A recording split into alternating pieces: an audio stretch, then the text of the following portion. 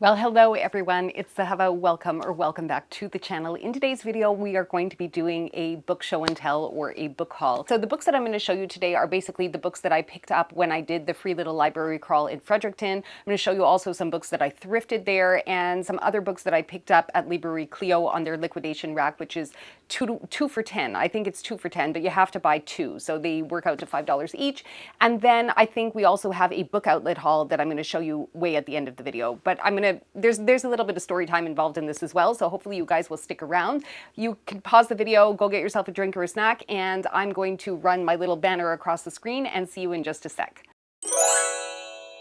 So the first books I want to show you are the books that I picked up at the free little library crawl that we did in New Brunswick over the Christmas vacation. I have a lot of books actually that I picked up in New Brunswick, but I'll explain to you the hows and whys. And most of them are going to be mystery thrillers by new to me authors or titles that I have never heard of. So I'm just going to show you what they are because I don't want to keep you guys here forever, and you know that I talk a lot. So let's just show you what they are. So the first one that I picked up is Her Every Fear by Peter Swanson. I don't know anything about this author. I would be going in completely blind. The only thing that I would have looked up when I was researching these books, whether or not to take them back with me, was what genre they are and what the general reception on Goodreads was. So if they had like over a 3.5 rating, generally speaking, I would have taken them home, because mystery thrillers are not books that I tend to spend money on, at least not good money or a lot of money, because you read them once and then you kind of know what the who the culprit is, what the solution is. You're not likely to read it again. So I tend to get them either from free little libraries or from my own library, which is also for free.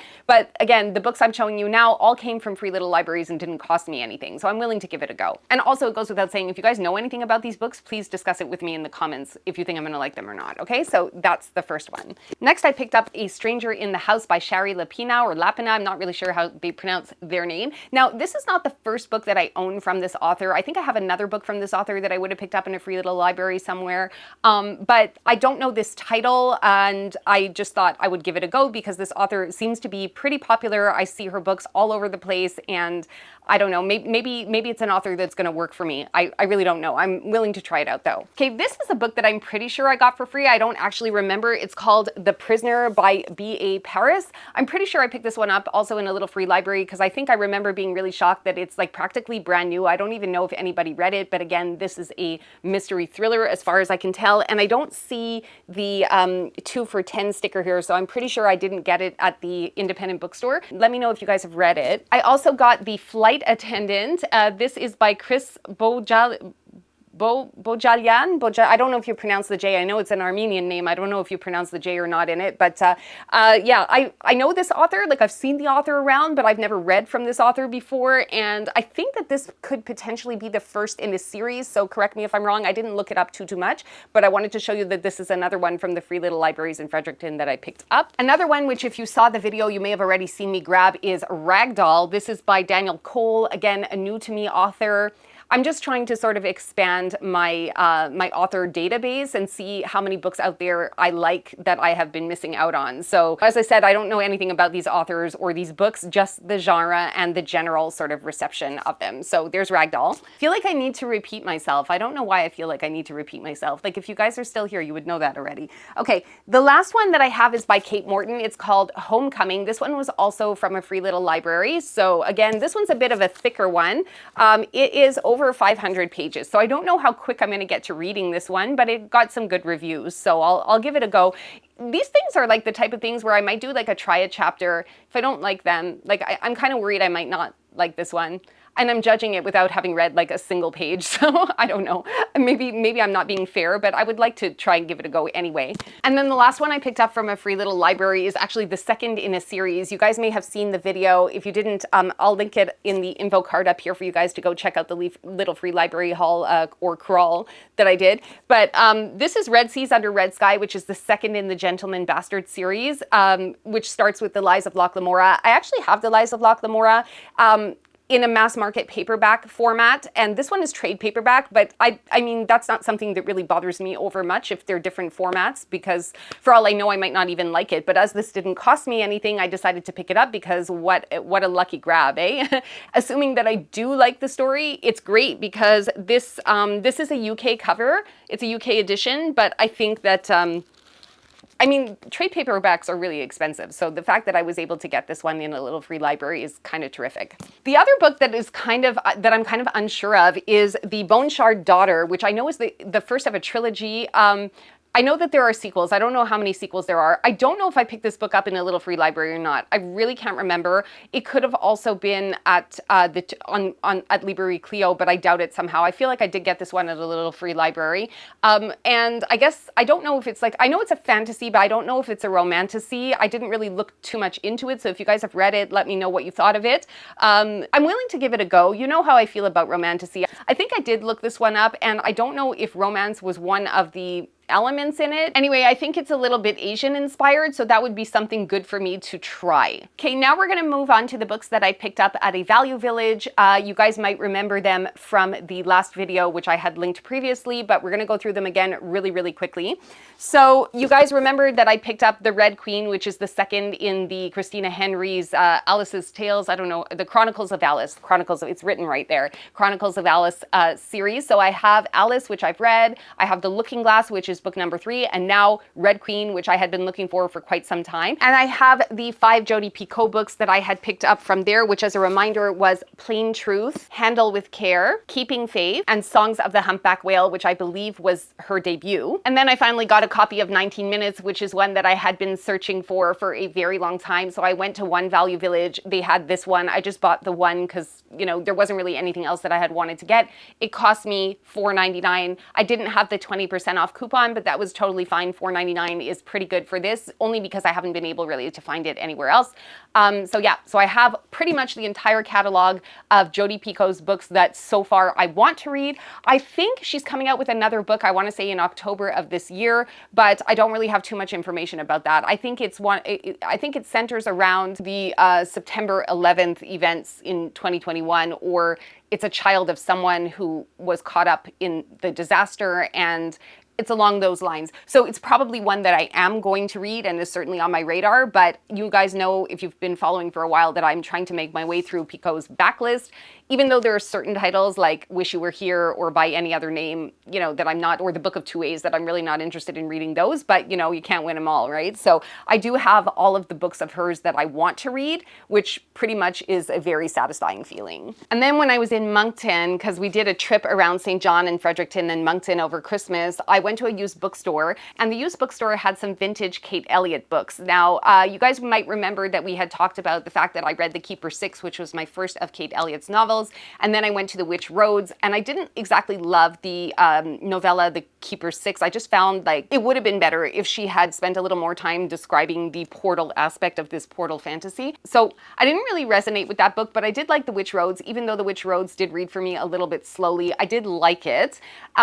And spoiler, I bought a copy at Book Outlet, so you guys will see that in just a minute. But I went to this used bookstore, and the used bookstore happened to have books 4 and 5 of the Crown of Stars series, which is vintage Kate Elliott. I don't know if you guys like remember seeing these covers in the 90s. I remember seeing them on the bookstore shelves, and I never bought her books. So these are mass market paperback format. These are books 4 and 5 in the series.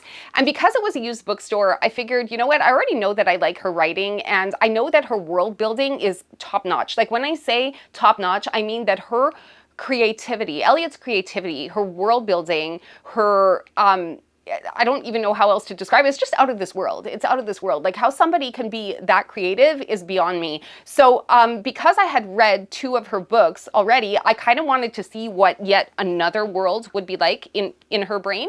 So I figured I would track down the first 3 books that, you know, precede these 2, which I did. I got them from eBay, and they came in just last night. So now I have books 1 through 5, and actually the series itself has 7 books. I think 7.5 books, because I think that there's a little novella that goes with it as well. But these are getting harder and harder to find, and they're quite expensive, because I believe that Kate Elliott, if I'm not mistaken, and Fina might know, Fina, if you're watching, you can let me know, but I believe that she doesn't have the rights to like a lot of her books. They're kind of stuck with the publishers, so they can't be republished, because I think that, I don't know, I heard somewhere that she doesn't have the rights to these books, and I could be very wrong. Like, I didn't do my research, but it's what I heard. So I just want to show you the book covers. So you saw the other 2. This one is King's Dragon. So it's the first one. I just love the covers so much of this series. And I'm going to start putting them over here because I'm running out of space behind me. And then there is book 2, which is Prince of Dogs. And then there's book 3, which is The Burning Stone. And I guess I'll show you book 4 and 5 again, since the covers are so pretty that you should see them again. So this is book 4, and this is book 5. So these are chonkers, right? Like, these are really big. These are books that are like over 900 pages. Like, this one is over 900 pages. So am I going to get to these quickly? Probably not. But just look, is this not like the most satisfying stack ever? It's like totally satisfying. So vintage Kate Elliott. And then the last book that I found at the used bookstore out in Moncton is Forest Mage, which is the second of the Soldier Sun trilogy by Robin Hobb. This is a very unpopular, I don't want to say it's unpopular, but like no one, I guess it is, because like no one talks about it, but it's a series that Robin Hobb put out somewhere in the early 2000s, and it didn't really get the same kind of traction as the Farseer trilogy and the subsequent books in that series, as well as Live Ship Traders. And also, like, I think The Inheritance and The Willful Princess and The Piebald Prince, those little novellas that Hobb put out as well, also got even like more attention than this one. The Soldier Sun trilogy is, to me, not her greatest work, but I kind of want to reread the series anyway. It's very strange. You're looking at a very different world. It doesn't take place at all in the same universe, whereas like Farseer and Live Ship are kind of in the same world. They're in the same world, but like different parts on the map, and probably happening also at different time periods. But because you do have, like, it's a spoiler a little bit, but like you do have, well, I don't know, you do have some characters, one in particular that you will see going in between those two series, which if you know, you know, but you do not have that. This is a completely standalone series in a standalone world, and I'm just missing the third one in the series. I've been trying to collect them, and the bookstore happened to have the second one. I have the first one, which is Shaman's Crossing. I already read these. Do you guys remember at some point when I told you that I had been, I don't know, purging, I was moving, I decided to put the books up. I had like pretty much every Robin Hobb book, and then I ended up selling them on eBay, and, you know, major regrets. So I'm trying to just get the books back, I guess. I don't know. I have regrets. So the only one I'm missing is the last one, which is, I think, I want to say it's Renegade's Magic. I'm missing that one, but I will get it at some point. There's no rush. I also went to Indigo when I was out in Moncton and picked up a copy of Goblin by Josh Mallerman. This is one of the books that I am planning to read for the Already Overbooked challenge. I can't remember what month it is. I'll write it across the screen. Oh, I want to say it's October, because that was the one month that I needed something that was bloody and scary, and I thought that I would read this. I did say, I think in the other video, that it had 8 short stories, but literally on the cover it says a novel and 6 novellas. So I don't know what I was thinking when I recorded that. I was like doing the playback and I hit myself over the head and I said, you know, you sound like an idiot. Like, you don't know what you're doing. But I didn't obviously know what I was doing, but I do now. So this is a novel and 6 novellas, and I'm going to be reading that one again, like I said, for the Already Overbooked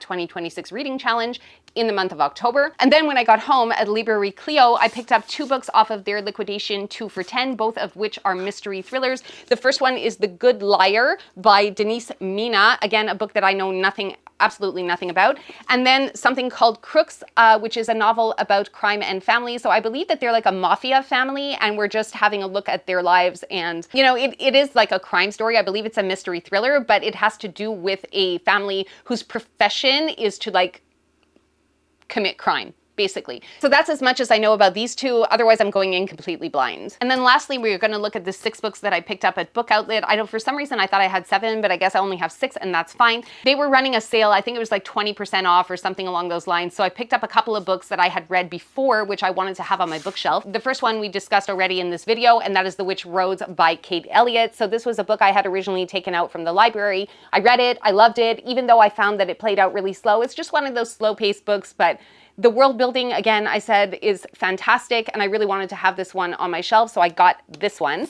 And then finally, sort of cloistering my unofficial trilogy, I picked up Worst Case Scenario by TJ Newman. Again, this was a book that I had originally taken out of the library, and I loved it, so I have a copy of Drowning, and I have a copy of Falling, which I haven't read yet because she has no more books after that. So I'm sort of putting off reading her last one because then it exists like Schrodinger's book, you know? So like, I don't want to read it because I'm afraid I won't have any more of her books to read. But this one is one that is the first one of hers that I read. And as you guys know, I absolutely loved, gave it 5 stars. So I definitely wanted to have it on my bookshelves with my TJ Newman collection. And then I've got 2 more mystery thrillers. This one here is Eliza Clark's Penance, which I don't really know much about, only that people have been giving it really, really good reviews. So if you guys haven't heard about this one, I will read you the blurb. On a beach in a rundown seaside town on the Yorkshire coastline, 16-year-old Joan Wilson is set on fire by 3 other schoolgirls. Nearly a decade after the horrifying murder, journalist Alex Z. Corelli has written the definitive account of the crime, drawn from hours of interviews with witnesses and family members, painstakingly historical research, and most notably, correspondence with the killers themselves. The result is a riveting snapshot of lives rocked by tragedy in a town left in turmoil. But how much of the story is true? Compulsively readable, provocative, and disturbing, Penance is a cleverly nuanced, unflinching exploration of gender, class, and power that arises troubling questions about the media and our obsession with true crime, while bringing to light the depraved side of human nature and our darkest proclivities. So again, like, I had only basically heard about this book sort of, I don't know, lightly floating around Bookiverse, and it piqued my interest and I picked this one up. And then I also got The Last Housewife, which is another mystery thriller, but I want to say that it has to do with a lady who escaped from a cult. I'm not really sure if I remember that correctly. I think it has to do with how cults make women psychologically and physically dependent on them, and then I think that it has to do with how one of them escapes the cult. I'm not exactly sure. But again, it's a book I had heard people talking about and I just wanted to give it a go. Now, this one is also a mystery crime, but it's got like a cozier type vibe to it. And this one came suggested to me by Ashley of The Answer Is Books. I don't know if it was in one of her underrated novel videos or in one of the I just read them recently videos. I'm not exactly sure, but I will tag Ashley and send you to her channel if you don't know her. She's great. She's very funny and is very widely read. So definitely go check out her channel. And I have bought a lot of books based on her influence. I'm not going to lie. And this is no exception. This one here is The Benevolent Society of Ill-Mannered Ladies. And I think it has to do with 2 independent Victorian women who obviously have some sort of money of their own because they would not be able to be independent and meddling and going into sort of crime-solving mode if they didn't have their own fortunes to speak of. But the way that Ashley made this sound is kind of like a cute quaint meddling women in Victorian society mystery situation. So I guess they find crimes to solve, and hopefully this will be a series. I don't know if it is a series, but I think it could be really fun. So I wanted to check this one out, and Book Outlet had it for a reduced price. So I thought, hey, why not? And I picked it up. And then lastly, this one was a little bit of a nostalgia trip for me. It is a copy of Russell Banks' The Sweet Hereafter. Now this one I've never read, but I have seen the movie, and it was adapted into a film by, I want to say, Adam McGoyan, who is a Canadian director. And I saw this book, I want to say originally in like 1999, 2000. I'm not exactly sure when exactly it was adapted, but it is one of the most haunting films I have ever seen in my entire life. And it has always stuck with me. And I just really, really wanted to read the novel. I want to say that it stars Ian Holm. Ian Holm, is he the one that played Bilbo Baggins? I feel like he was in it. Let me look it up because I don't know. Yeah, so it stars Ian Holm and Sarah Polley, and she plays a 15-year-old girl who is a paraplegic after a bus carrying all the children in the town on their way to school goes off of a bridge and lands in the water and kills all of the children in the town. And it's how the town is approached by Ian Holm's character, who is a lawyer, who is trying to get them to do a class action suit against the, I want to say, the bus company or against the town for not having salted the road properly. I don't know. He wants to do a class action suit, but the details of the class action suit are not like clear in my mind because I'm basing this off of memory, but that's basically the plot of the story. And it's kind of giving like the Pied Piper type of feeling, like what happens to the people of the town, the parents who have lost their children, the one girl that was sick that day and didn't go to school, so she de facto survived because she never got on the bus. And Sarah Polley is the only one whose character from that accident survived the accident, aside from like the bus driver herself. So she's become a paraplegic, and we're just kind of going like, this is a lit fic, right? So I'm not ruining anything for you by telling you all this. It's really just like plot teasers that I'm giving you, because it's really more about how the town is surviving that tragic loss of all of their children, all but like 2 of their children. So yeah, it's a very, very moving, haunting film, and I just couldn't resist picking up a copy of the book because I really, really, really want to read read it. Editing Zahava here. So I just also wanted to give a huge shout out to Fina of Fina Reads, who so generously sent me for Christmas a copy of T. Kingfisher's Snake Eater. I totally forgot to film it, my bad, because I had actually posted about this on Instagram when I received it, and I had fully intended to show you this book when I did my book haul video, but I completely forgot. So again, a huge thank you to Fina for sending me a copy of this book, which was on my Amazon wish list. I love you so much. You're one of my bestest friends on BookTube, and yeah, we're just gonna go back to the outro. So yeah, that'll bring us to the end of today's book haul. I really hope that you guys had a good time. I try to be articulate. I'm not always articulate. I don't always know what I want to say when I sit down to tell you guys these things because I don't like to rehearse. So that you guys are getting a very authentic, this is me on a Thursday morning when I, haven't slept well and I have just been waiting for all of my ships to come in or my books to come in. Before I sit down and film for you. So now that that's all done, I get to go and edit this and upload it, and hopefully you guys will have what to say to me in the comments. I always love to interact with you. Please go and check out Fina's channel. Since I mentioned her, I will link her channel below as well in the description, as well as Ashley of The Answer is Books. Thank you so much for being here, and I hope you guys enjoyed the video. I'll see you again in the next one. Ciao for now.